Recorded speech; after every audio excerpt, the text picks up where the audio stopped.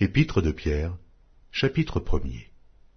Pierre, apôtre de Jésus-Christ, à ceux qui sont étrangers et dispersés dans le Pont, la Galatie, la Cappadoce, l'Asie et la Bithynie, et qui sont élus selon la prescience de Dieu le Père par la sanctification de l'Esprit, afin qu'ils deviennent obéissants, et qu'ils participent à l'aspersion du sang de Jésus-Christ, que la grâce et la paix vous soient multipliées.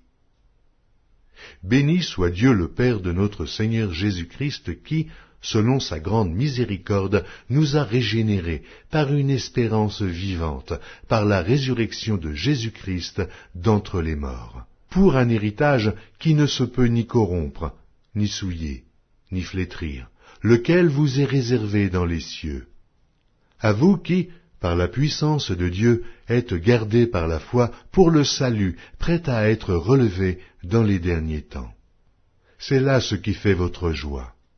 Quoique maintenant, puisqu'il le faut, vous soyez attristés pour un peu de temps par diverses épreuves, afin que l'épreuve de votre foi, plus précieuse que l'or périssable, qui cependant est éprouvé par le feu, ait pour résultat la louange, la gloire et l'honneur lorsque Jésus-Christ apparaîtra.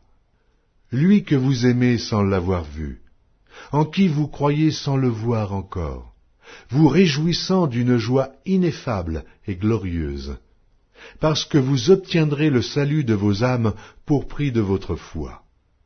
Les prophètes qui ont prophétisé, touchant la grâce qui vous était réservée, ont fait de ce salut l'objet de leurs recherches et de leurs investigations, voulant sonder l'époque et les circonstances marquées par l'Esprit de Christ qui était en eux, et qui attestait d'avance les souffrances de Christ et la gloire dont elles seraient suivies.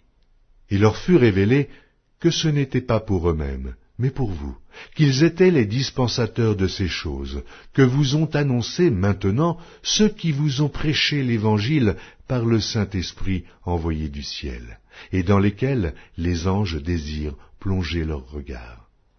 C'est pourquoi saignez les reins de votre entendement, soyez sobres, et ayez une entière espérance dans la grâce qui vous sera apportée lorsque Jésus-Christ apparaîtra. Comme des enfants obéissants, ne vous conformez pas aux convoitises que vous aviez autrefois, quand vous étiez dans l'ignorance. Mais puisque celui qui vous a appelé est saint, vous aussi, soyez saints dans toute votre conduite, selon qu'il est écrit, « Vous serez saints, car je suis saint. » Et si vous invoquez comme Père celui qui juge selon l'œuvre de chacun, sans acception de personne, conduisez-vous avec crainte pendant le temps de votre pèlerinage, sachant que ce n'est pas par des choses périssables, par de l'argent ou de l'or, que vous avez été rachetés de la vaine manière de vivre, que vous avez hérité de vos pères, mais par le sang précieux de Christ, comme d'un agneau sans défaut et sans tache, prédestiné avant la fondation du monde et manifesté à la fin des temps, à cause de vous, qui par lui croyez en Dieu, lequel l'a ressuscité des morts et lui a donné la gloire, en sorte que votre foi et votre espérance reposent sur Dieu. Ayant purifié vos âmes en obéissant à la vérité pour avoir un amour fraternel, sincère, aimez-vous ardemment les uns les autres de tout votre cœur, puisque vous avez été régénérés, non par une semence corruptible, mais par une semence incorruptible, par la parole vivante et permanente de Dieu. Car toute chair est comme l'herbe, et toute sa gloire comme la fleur de l'herbe. L'herbe sèche, et la fleur tombe. Mais la parole du Seigneur demeure éternellement, et cette parole est celle qui vous a été annoncée par l'Évangile.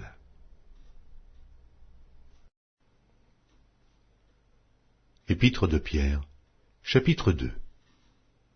Rejetant donc toute malice et toute ruse, la dissimulation, l'envie et toute médisance, désirez comme des enfants nouveau-nés le lait spirituel et pur, afin que par lui vous croissiez pour le salut.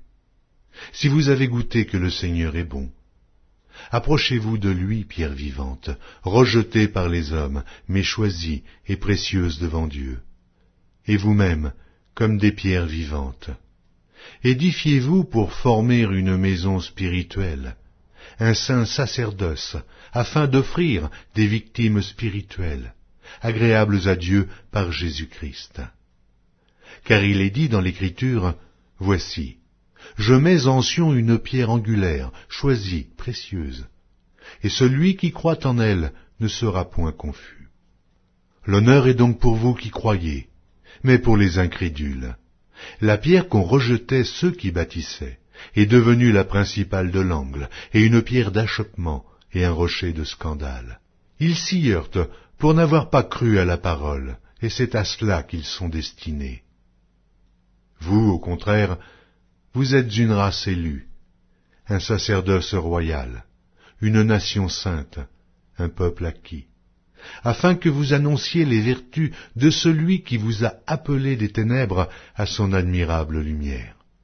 Vous qui autrefois n'étiez pas un peuple, et qui maintenant êtes le peuple de Dieu, vous qui n'aviez pas obtenu miséricorde, et qui maintenant avez obtenu miséricorde.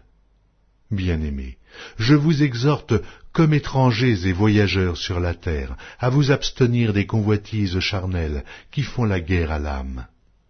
Ayez au milieu des païens une bonne conduite, afin que là même où ils vous calomnient, comme si vous étiez des malfaiteurs, ils remarquent vos bonnes œuvres et glorifient Dieu au jour où il les visitera.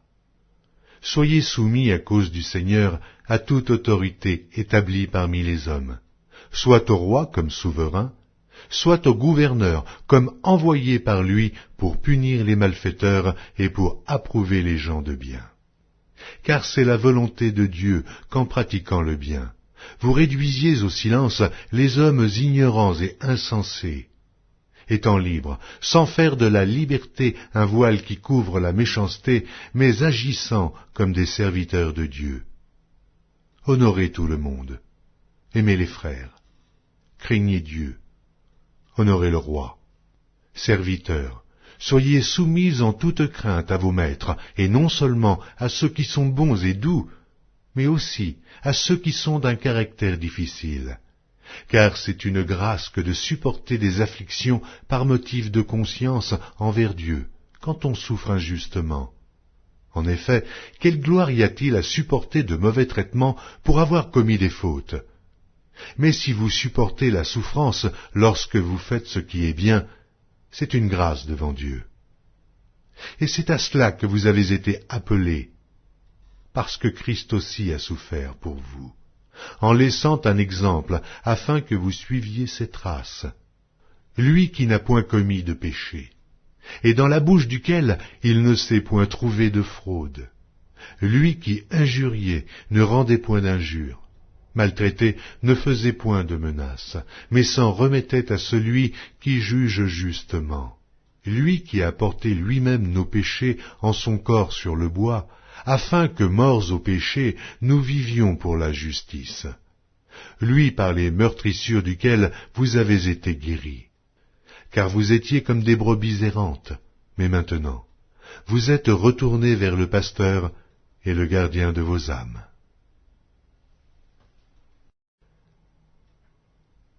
Épître de Pierre, chapitre 3. Femmes, soyez de même soumises à vos maris, afin que, si quelques-uns n'obéissent point à la parole, ils soient gagnés sans parole par la conduite de leurs femmes, en voyant votre manière de vivre, chaste et réservée. Ayez non cette parure extérieure, qui consiste dans les cheveux tressés, les ornements d'or ou les habits qu'on revêt, mais la parure intérieure est cachée dans le cœur, la pureté incorruptible d'un esprit doux et paisible, qui est d'un grand prix devant Dieu.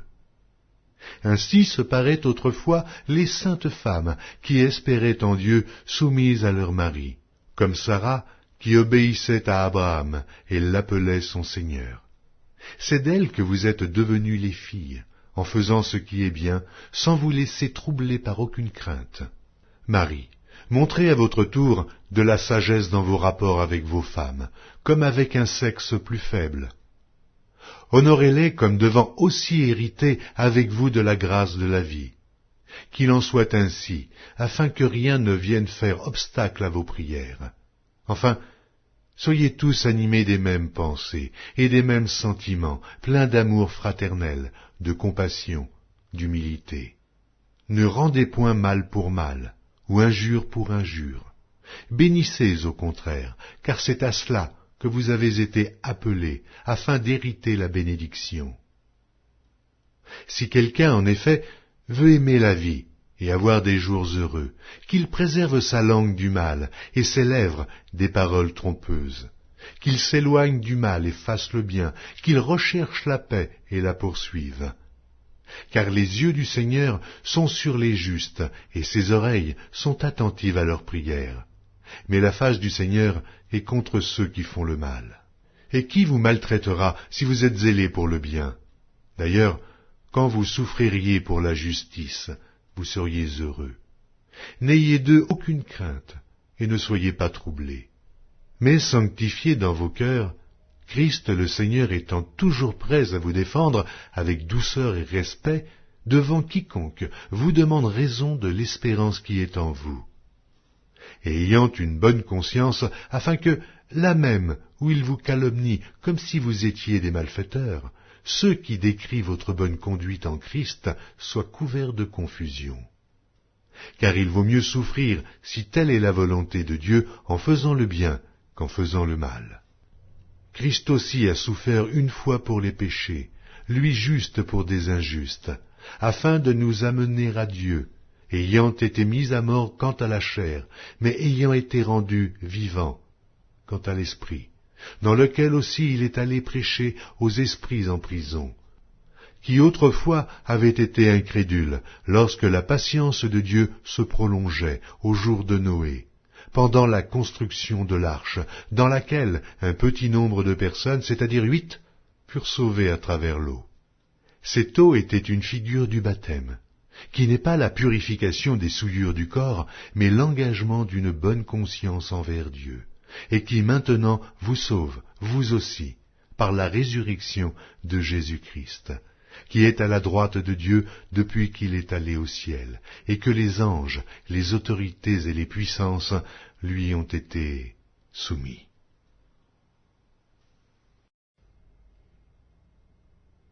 Première épître de Pierre, chapitre 4.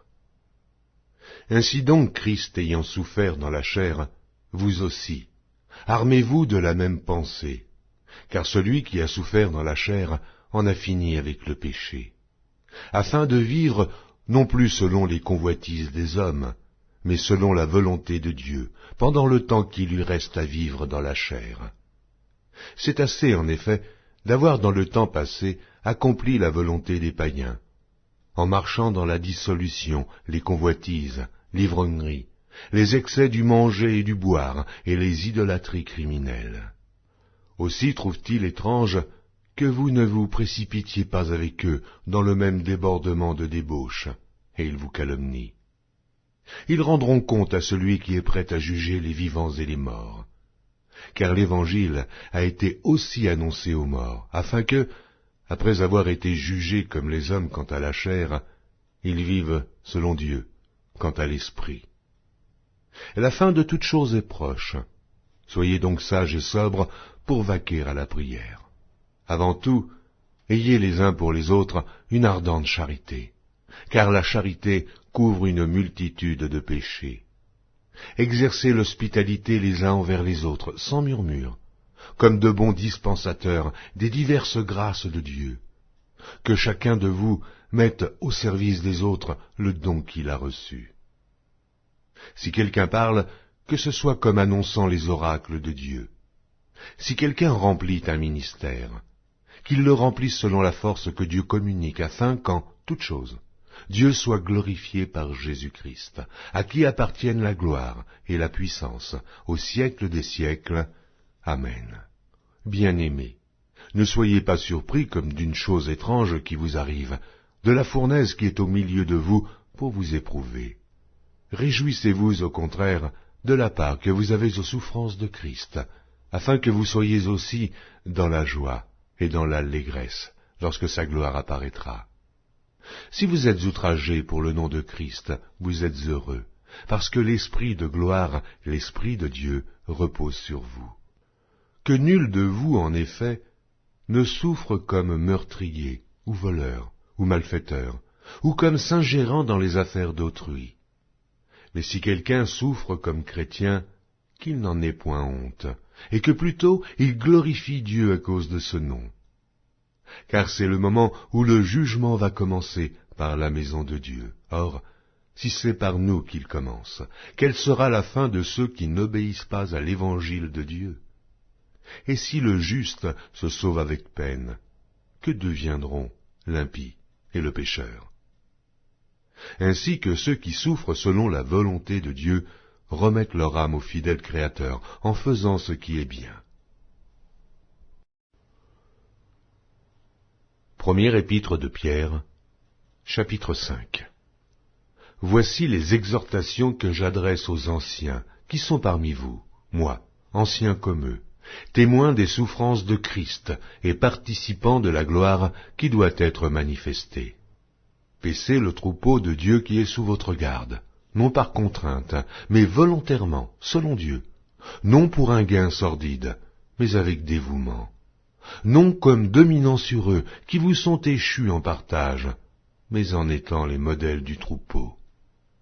Et lorsque le souverain pasteur paraîtra, vous obtiendrez la couronne incorruptible de la gloire. De même, vous qui êtes jeunes, soyez soumis aux anciens. Et tous, dans vos rapports mutuels, revêtez-vous d'humilité, car Dieu résiste aux orgueilleux, mais il fait grâce aux humbles. Humiliez-vous donc sous la puissante main de Dieu, afin qu'il vous élève au temps convenable, et déchargez-vous sur lui de tous vos soucis, car lui-même prend soin de vous. Soyez sobres, veillez. Votre adversaire, le diable, rôde comme un lion rugissant, cherchant qui il dévorera. Résistez-lui avec une foi ferme, sachant que les mêmes souffrances sont imposées à vos frères dans le monde. Le Dieu de grâce, qui vous a appelés en Jésus-Christ à sa gloire éternelle, après que vous aurez souffert un peu de temps, vous perfectionnera lui-même, vous affermira, vous fortifiera, vous rendra inébranlable. À lui soit la puissance au siècle des siècles. Amen. C'est par Sylvain, qui est à mes yeux un frère fidèle, que je vous écris ce peu de mots, pour vous exhorter et pour vous attester que la grâce de Dieu à laquelle vous êtes attachés est la véritable. L'Église des élus qui est à Babylone vous salue, ainsi que Marc, mon fils. Saluez-vous les uns les autres par un baiser d'affection. Que la paix soit avec vous tous qui êtes en Christ.